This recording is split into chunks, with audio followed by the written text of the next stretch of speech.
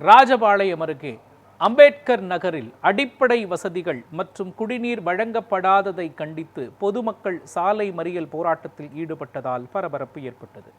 விருதுநகர் மாவட்டம் ராஜபாளையம் அடுத்த கிருஷ்ணாபுரம் ஊராட்சிக்குட்பட்ட அம்பேத்கர் நகரில் 300 குடும்பங்களைச் சேர்ந்த 1000க்கும் மேற்பட்டோர் வசித்து வருகின்றனர்.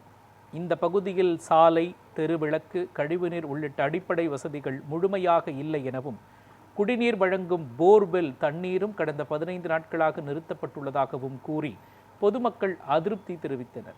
இதனைத் தொடர்ந்து 50க்கும் மேற்பட்டோர் முடங்கியாறு சாலையில் காலி குடங்களுடன் மறியல் போராட்டத்தில் ஈடுபட்டனர்.